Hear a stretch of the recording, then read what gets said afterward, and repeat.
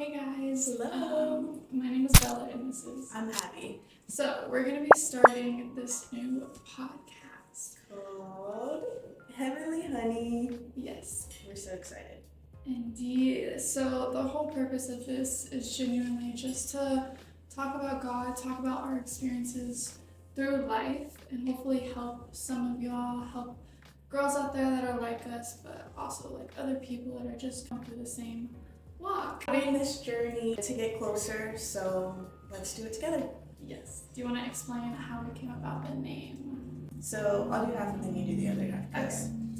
Heavenly Honey is very unique, hopefully, because we started with Heavenly Ministries for a little Bible study, a little friend get together, but we want to go deeper, we want to get more personal, and honey.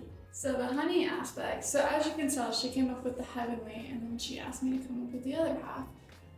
That way we did like a team effort. And honestly for a while it took me very long to come up with something. I was praying, I was like, God, what should this podcast be called?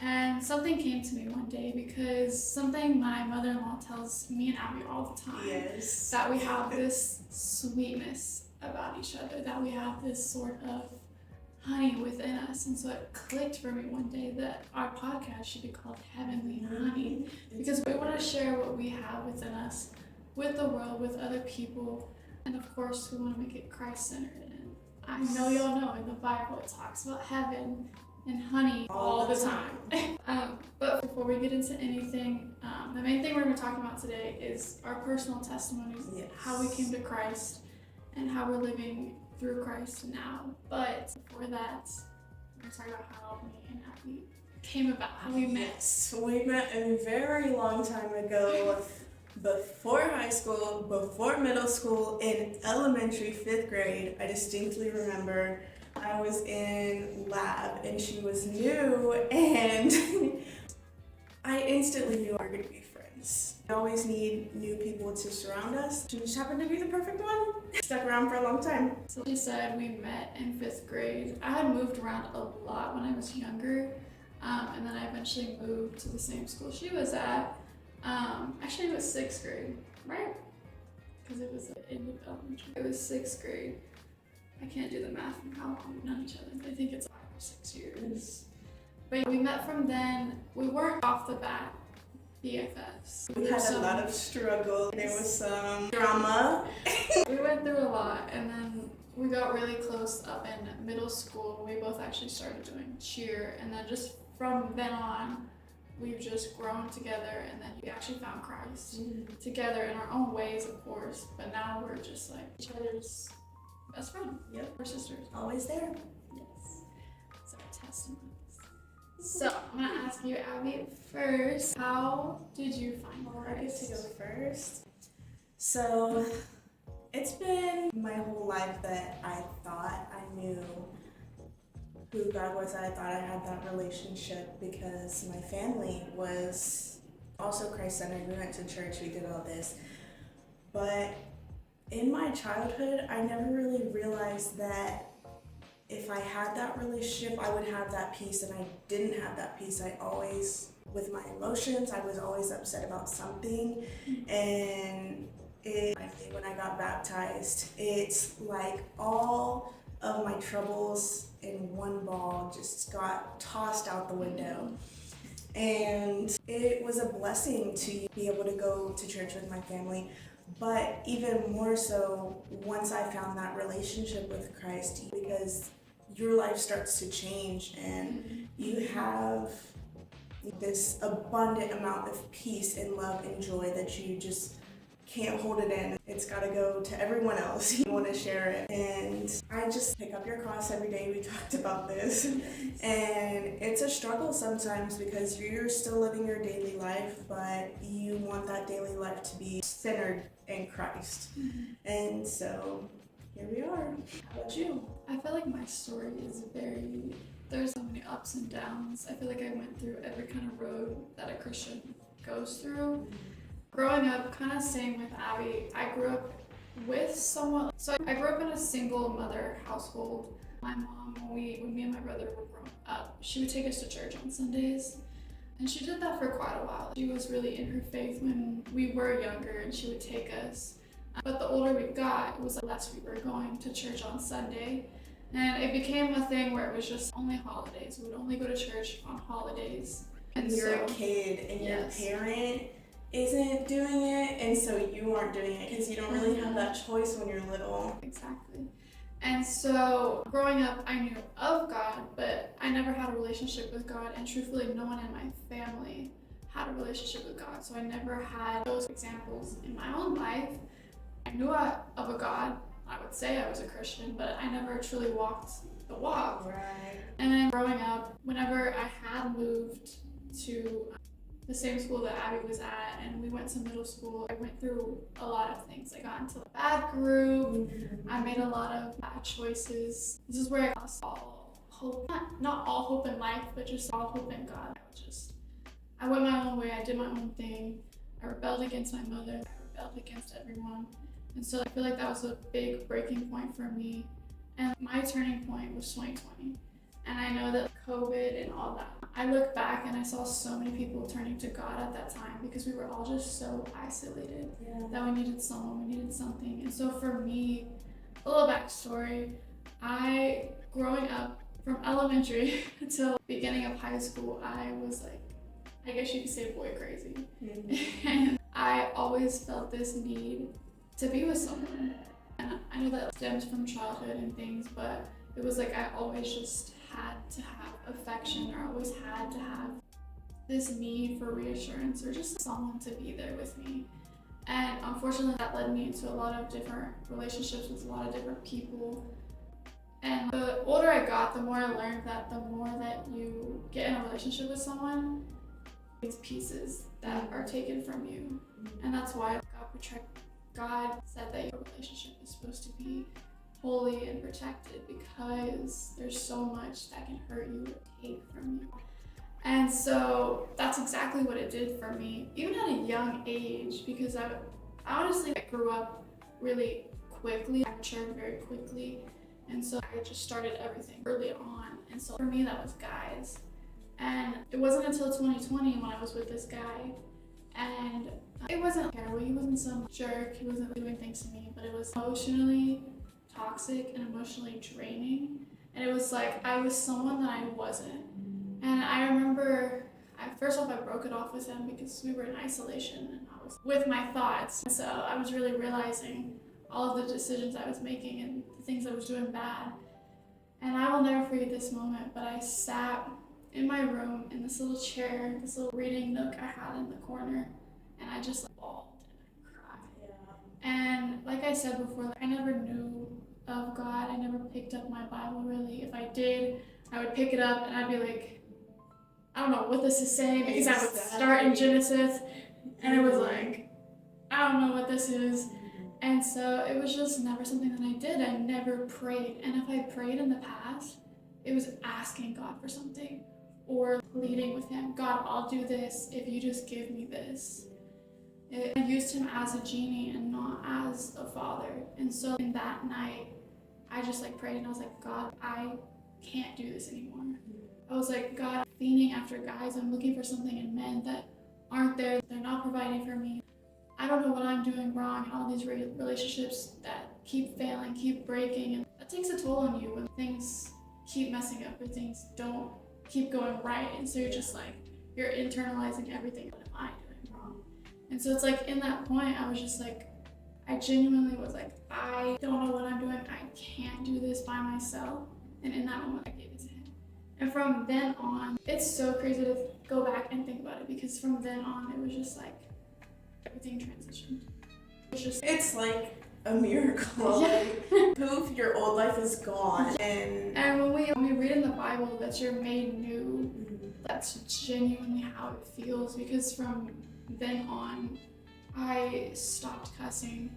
I stopped fiending over guys to the point where I was doing bad things. But I gave up any worldly thing. I started to read my Bible. At the time, TikTok was on its peak of starting. The musically dance type TikTok is what we were on, the unfortunately. disco, whatever. But at that time, there was also a lot of new Christians creators coming out. And so for me, I would like watch those things. I would look up on TikTok, what book should I be reading first? Where should I start? And I just went from there. I started in the New Testament, and I slowly grew my faith. I distinctly remember when we started going to church, and then you grew in your faith 10 times bigger than me because you were just all in, and I love that about you. Yeah. But this thing right here is a miracle because it helps you grow so much, and you don't, like, even when you don't understand. Exactly, even when you don't understand. I put everything in, and I still look back, and I'm like, how did I do that? I don't know what I did, but I'm telling you, it was you just that did moment. It was that moment that I was calling for my father, and he was like, daughter, I got you. I'm gonna wipe everything, and you're just gonna start changing. There is no other feeling than him telling you that he's there for you. He would literally do anything for you. Yeah. So exactly, and then not to keep blabbing on, but I feel like the biggest turning point after that, because yes, I had that beautiful moment, but then because I grew 10 times more, I think the devil was attacking 10 times more. Yes. And that's something that I feel like a lot of Christians don't talk about, is the journey. You have this big moment, but a lot of people have that big fall right after. And I truly believe I had that because after we started to be able to go back to school, I was actually afraid. Because I was like, there's gonna be boys there, and I'm gonna find someone, and I'm gonna start this whole cycle again. And I was just like, God, I don't wanna do this. I don't wanna, please protect me. And I'm just going, that's exactly because that temptation, man, I know. it's terrible. And it was actually even worse because at that point I was wanting a Christian guy, a Christian man. Now I'm a Christian, so. And I found this one, I was a Christian. Crazy. But I didn't let God put that in my life. I actually took full control and I went after this guy, and I made it a point to be with him no matter what. Which, looking back, that's not godly at all. You're supposed to let God lead you to your man, or not even just a relationship, anything. You're supposed to let him lead. You can't control, you can't make something happen just because you want it. Because if it's not from God, then you're gonna regret it big time in the future. But that relationship was an extra turning point for me because at first it was my biggest fall because I was still so new to Christianity that I actually was leaning on him to be my Christ or my God or whatever. And so it's like I was going through him to be with God instead of going through Christ to be with God. And something that Abby knows, eventually, I was with him for about a year and a half, but after the last 4 months of being with him until breaking up, it was like just getting out of control. It was really bad, and I actually got sick. I got mentally ill to the point where I wasn't even eating. And that was really bad. Yeah. That was scary. And it wasn't even like, oh, because he broke up with me. It was in the relationship too. And that's how you know also that something isn't from God if you're physically hurting, because your body will tell you what's going on, even if you can't see it or even if you don't understand. And so I got severe anxiety to the point where I couldn't eat. Anytime I went out anywhere with him, I couldn't eat. I was always in the bathroom. I was always either throwing up or, my stomach was hurting, and it was bad. And then when he broke up with me, because I was a lukewarm Christian and he wanted to go a different way, which respectable, I get that. I was a lukewarm Christian. I wasn't ready for a Christian relationship. I wasn't ready for anything. But even after that, it was severe anxiety. It got even worse. I would have panic attacks because we shared a class together. And so I would have, me and him, and so I would have severe panic attacks right before class. And it was just so bad. And I definitely want to talk about that in another podcast, in overcoming anxiety, how I did that, how maybe Abby has gone through that. Most definitely. Because that's a whole topic, but God did save me from that. And I literally left. After that, first off, I was so mad at God because I wasn't close to God. And so I was mad at him because it was like, oh, you took away this perfect man in my life. But eventually he started showing me things, and y'all, I picked up my Bible every single day. I was at lunch in my car reading my Bible. I was making videos I was doing all this. I was craving God so much because of so much that I had lost, or so much that I wasn't doing with God. And it makes nothing else matter. Once you have that focus on God, you're just chasing after Him, and it's the world just flies by you. It doesn't even blink of an eye. Exactly. It was just like I was thirsty for God because I had been, I guess, hungry for so long. And now we're here. We both graduated high school, and she's in college. I'm married with a godly man. Yes! I fixed my cycle, God bless me. But we have our own friendship, Bible study ministry thing that we got going on, and everything's just been such a blessing. It was so good. Yes. What's something in your walk with Christ that helped you get, what's a good turning point for you that you got that Holy Spirit? I got what you're saying. So I used to have this friend in the table's hall. And when I went to Wednesday night service, this was like, I think before we were friends. Mm-hmm. I was pretty young, so when my mom first married my stepdad, we went to this one church in Irving. And it was like a big church, so I was nervous because I don't do well in crowds and lots of people, and I didn't have any friends at this church. But when I did meet this one friend, We do have the remotes for all the TVs downstairs. You just check those out so that they don't walk away. And we can put the TVs on for you to watch whatever. so this one friend, I could tell her relationship with Christ was so much more than mine, and I wanted that so bad. And so here I am going to the church time and time again, even though it makes me nervous every single time. And I did this throughout college as well because I didn't have anybody. And that's the good part about having Christ, is that you can be nervous and He's still going to carry you through it anyways. Mm-hmm. But anyways, so like I said, I have a stepdad and I have my dad. And so that was kind of crushing to me as a child, I guess. And I want to say, even as an adult, I don't wish my mom and my dad got back together because I understand that's not going to happen. But to just split every single holiday and every single birthday, every weekday I have to think about, oh, whose house am I going to go to, even as an adult. And that's still mind-boggling to me, but whatever. And so in church, it was just the one place where it didn't matter if I was with my mom or my dad. I was just at church, and I could just feel the presence of God, because my number one thing to do is worship, just sing and praise His name. And I feel like every single time I do that, it's like He's just speaking directly to me. He's so proud of me for just having that connection with Him. And I feel like that is my turning point. Every single time I'm in church, it's growth. Because, like I said, when I was a child, I knew God and I wanted to get closer with Him, but I didn't know in my heart He wasn't there because I didn't have that relief. I was always so upset. And not saying that you're never going to have that when you still have Him, but it does help you. Mm-hmm. And so, I like that because it kind of also says that the church is our home. It's our resting place. yes. And so it's no matter what's going on in your family, your environment, your relationship, it's like you can come to church on Sunday. You can be around people that are also broken. Yes. Because no one in church is perfect. Even if they look pretty, even if their families are all put together. Even all the little old ladies, they have stuff going on too. Yes. Okay.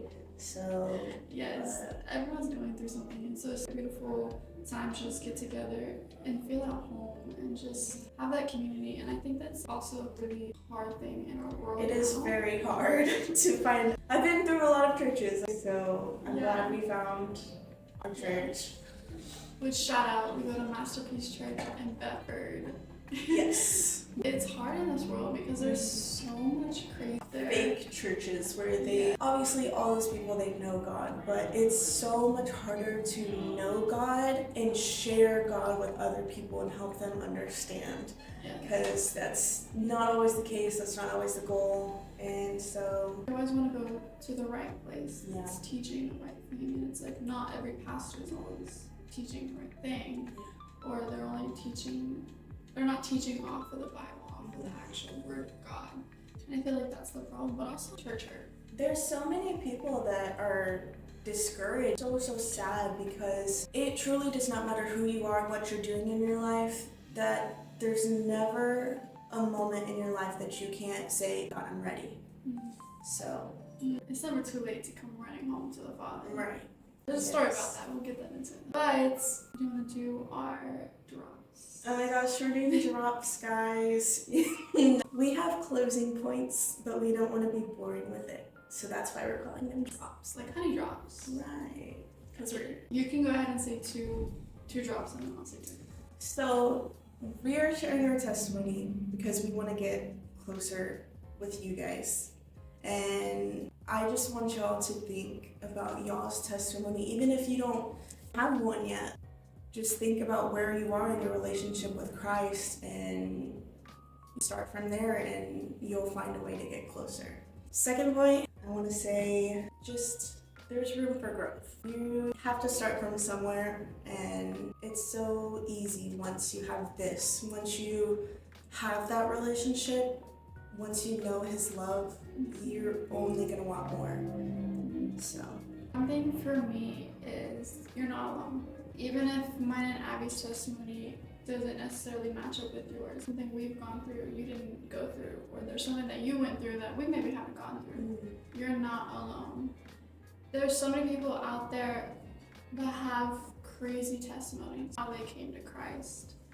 There's a pastor that has no arms and no legs, and I see him up on the stage all the time praising God and saying all these things that God has done for his life. So it's like you are not alone in this struggle. This world has sin, and that's why it's hard, because of how we've gotten here. You know, the Bible teaches us that, but it's God is there for you. All you gotta do is let Him take it. Truly, in the same way that I cried myself that night and I said, God, I can't do this anymore. You can't do it either. You can't do it by yourself. None of us can. So just remember that you're not alone in that. God is always open for you to come to Him. And another thing, community and friendship. Me and Abby have known each other for a long time, and we have a unique testimony within our own friendship. And so it's like, even if you have no one, get that bravery to go to church, go to Wednesday nights, find a church that has maybe a youth thing that's a part of your age. I know that's scary, trust me, I know. But God is going to walk you through it. Encourages you. And it truly helps you, because in the same way that you can't do it alone, and when you have God, yes, you have the strength to do it with Him. But we're human, guys. And we need another human to help us out, right? Because God speaks through people, first off. And so if you're not around people, how can He ever speak to you? So it's just like, surround yourself with good people. And if you do have bad people in your life, it's hard, but you gotta walk away from those things, because that's only gonna take away your joy, that's only gonna steal things from you, that's only gonna cause you to sin, that's only gonna tear you from God. And so it's really just pray, guys. I know that's so annoying to hear, especially when you're a new Christian. It's just like you don't know how to pray, you don't know what to pray, but it doesn't matter because you're just talking with Him, you know? Yes, and He's listening. Okay, guys, so to wrap this all up, I just want to remind y'all, God's there for you. I hope that y'all follow along in our journey, because we're just here to talk about God. We're here to talk about what we've gone through, what the Bible says, and what a Christian should look like. And so I just hope that y'all follow along. If you have any questions, feel free to comment. We're here to answer whatever we need to, even if we need to make a video on it. We got y'all. But Alrighty, just remember this week, stay sweet. alright, God bless everyone. Have a good one. Bye.